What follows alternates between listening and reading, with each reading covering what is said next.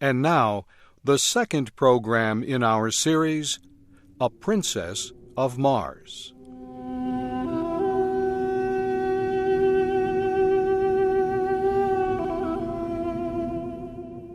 The creature with the spear was huge. There were many other similar creatures. They had ridden behind me on the backs of large animals. Each of them carried a collection of strange-looking weapons. The one with the large spear got down from the back of his animal and began walking toward me. He was almost 5 meters tall and a dark green color. Huge teeth stuck out of his face, and his expression showed much hate and violence. I immediately knew I was facing a terrible warrior. He began moving quickly toward me with the spear. I was completely unarmed. I could not fight. My only chance was to escape. I used all my strength to jump away from him. I was able to jump almost 30 meters. The Green Martian stopped and watched my effort. I would learn later that the look on his face showed complete surprise. The creatures gathered and talked among themselves. While they talked, I thought about running away. However, I noticed several of them carried devices that looked very much like rifles. I could not run. Soon all but one of the creatures moved away. The one who had threatened me stayed. He slowly took off a metal band from his arm and held it out to me. He spoke in a strange language. Niktu maktuta sakota. Slowly he laid down his weapons. I thought this would have been a sign of peace anywhere on Earth. Why not Mars, too? I walked toward him, and in a normal voice announced my name, and said I had come in peace. I knew he did not understand, but like me, he took it to mean that I meant no harm. Slowly we came together. He gave me the large metal band that had been around his arm. He turned and made signs with his hands that I should follow him. Soon we arrived at the large animal he had been riding. He again made a sign with his hands that I should ride on the same animal behind him. The group turned and began riding across the land. We moved quickly toward mountains in the distance.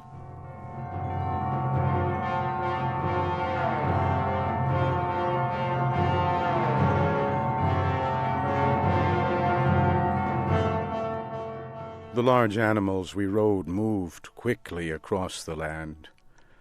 I could tell from the surrounding mountains that we were on the bottom of a long, dead sea. In time we came to a huge city. At first I thought the city was empty. The buildings were all empty and in poor repair.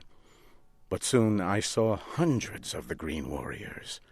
I also saw green women and children. I soon learned about many cities like this. The cities were built hundreds of years ago by a people that no longer existed. The Green Martians used the cities. They moved from one empty city to another, never stopping for more than a day or two. We got down from our animals and walked into a large building. We entered a room that was filled with fierce green warriors.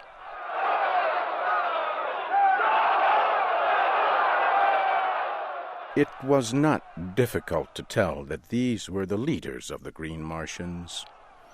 One of them took hold of my arm. He shook me and lifted me off the ground. He laughed when he did so.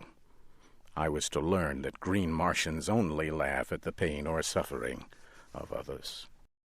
This huge warrior threw me to the ground and then took hold of my arm again to pick me up.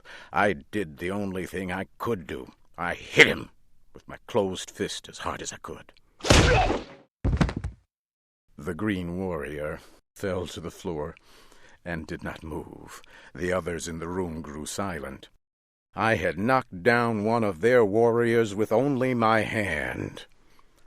I moved away from him and prepared to defend myself as best I could, but they did not move. The green Martian that had captured me walked toward me. He said in a clear voice, Tars Tarkas. Tars Tarkas. As he spoke, he pointed to his own chest. He was telling me his name. I pointed to my chest and said, My name, John Carter. He turned and said the word, Sola. Immediately, a green Martian woman came close. He spoke to her. She led me to another building and into a large room. The room was filled with equipment carried by the green Martians. She prepared something for me to eat. I was very hungry. I pointed to her and said the word Sola. She pointed at me and said my name. It was a beginning. Sola was my guard.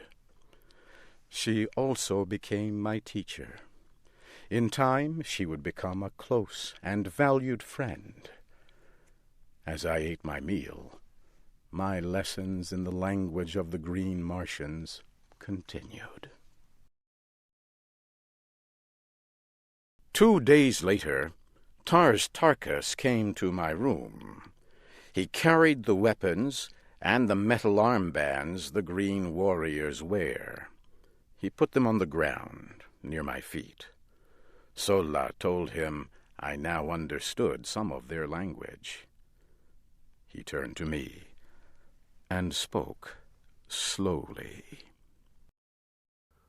The warrior you hit is dead. His weapons and the metal of his rank are yours, John Carter.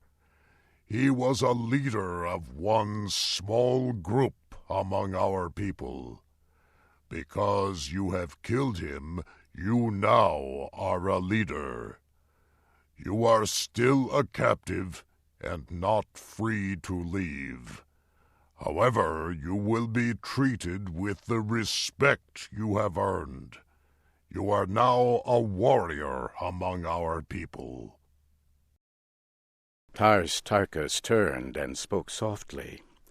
From beyond the door, a strange creature entered the room.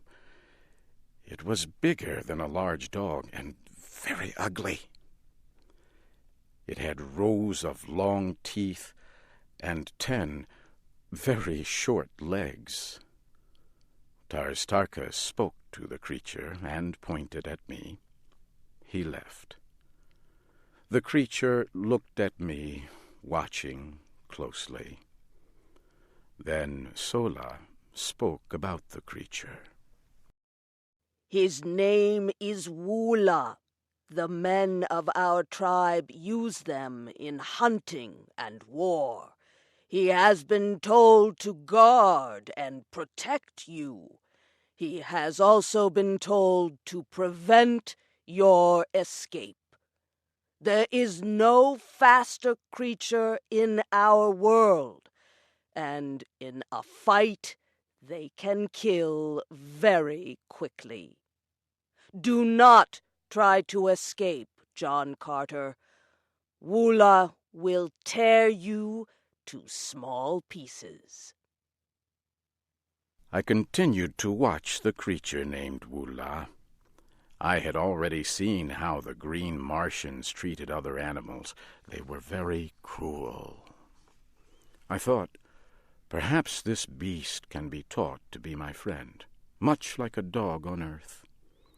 I walked close to the creature and began speaking in much the same way I would speak to a dog or other animal on earth. I sat down next to him while I talked softly. At first he seemed confused. I believe the creature Wula had never heard a kind word. In the next several days I gained the trust and friendship of Wula.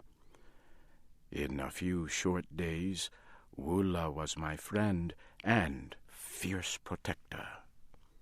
He would remain my loyal friend as long as I was on Mars. Several days later, Sola came to me with a look of great concern. John Carter, come with me. A great battle is about to take place. An enemy is coming near this city. We must prepare to fight, and we must be ready to flee. Sola, what enemy is this? A race of red men who travel our world in flying machines. A great number of their machines have come over the far mountain.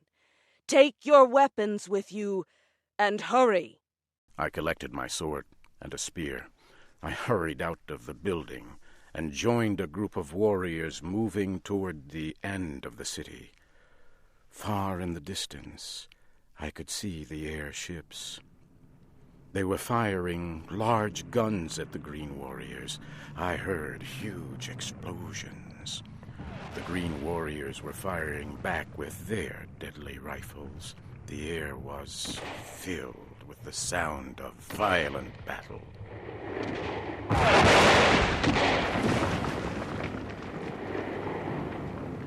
Suddenly, a huge airship exploded. It came down crashing near me.